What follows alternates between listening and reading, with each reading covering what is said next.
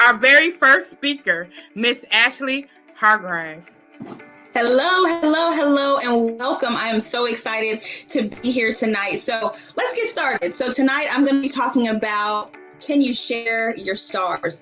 As Lynn said, I am a branding, lifestyle coach, life empowerment coach. And so by the time we finish tonight, I hope you'll have some stars to share with me. And I hope that I can give you some stars to take with you. So if I were to ask you, what's the best restaurant in your neighborhood? Maybe you would tell me it's that little cute spot on the corner. Maybe you would tell me it's the spot uptown where you have to get on the waiting list for 2 months. Maybe you would tell me that it's your mama's kitchen and only mom can make it the way that she does.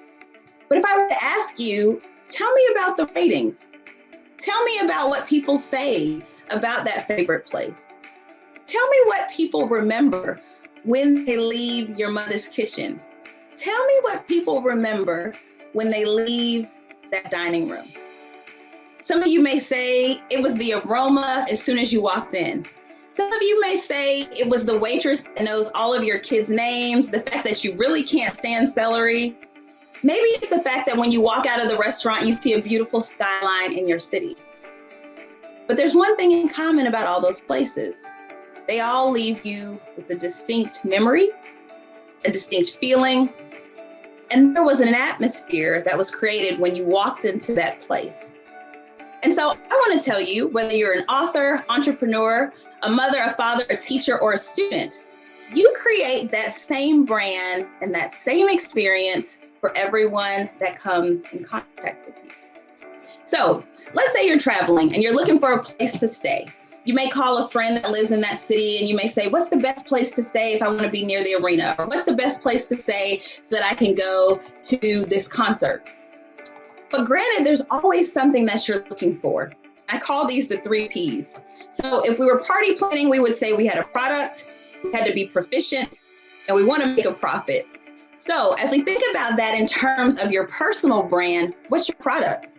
Are you a seamstress? Are you a mechanic? Are you a physician? What is that product? What's that thing that you're doing, that you're giving? Is that good or that service that you're providing for people? What's your proficiency? Have you gone to school? Have you gone to the school of hard knocks? Do you have a master's, a bachelor's, an associate's? Or have you just lived this whole story and now you're ready to give it back to someone else? And then the most important key, and one of the biggest keys, is the profit. How do you take your proficiency, your product, meld them together to create a profit? So some of you may be saying, well, if I'm trying to be me and my personal brand, how does that contribute to my profit? I'm an author, so people just want to buy my book. Yes, they want to buy your book, but they're also buying an experience with you.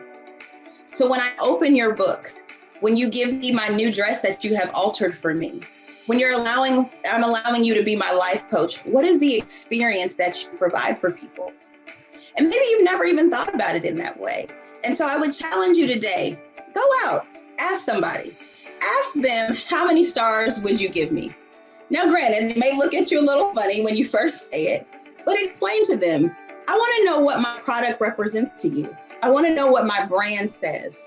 When I walk into the room, or I'm on Zoom, what does my brand, what do I say to you? Before you ever decide to whip out your credit card, write me a check, send me Cash App, what is my brand saying? And once you determine what your brand is saying, determine how many stars do you want to have? Do you want to be a 5-star restaurant? Some places are okay being that cozy little spot on the corner that offers the best meatloaf. And some people want to get those Michelin stars and have that 1-year waiting list. But no matter what your product, your good, or the service that you're offering, you have to decide, what are the stars and how much are my stars worth? Now, all of us, our stars are worth different. Maybe it's experience. Maybe it's the memories.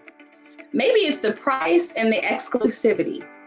But as a lifestyle, branding, and empowerment coach, I always tell my clients, advertising will get you in a lot of places, but your brand and your brand promise is what's going to keep you there. So collect your stars. And while you're out there collecting them, make sure that you're giving back to somebody else. So it's not enough to just collect, but we also have to give. don't be afraid to share your stars. So I just want to ask you, what motivated you to share this particular talk?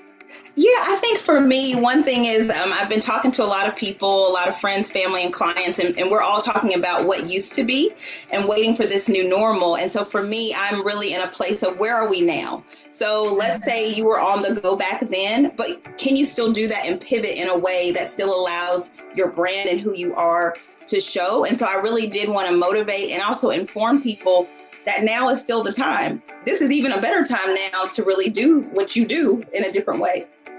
All right. And then any lasting words for the audience? And then finally, how can people reach you?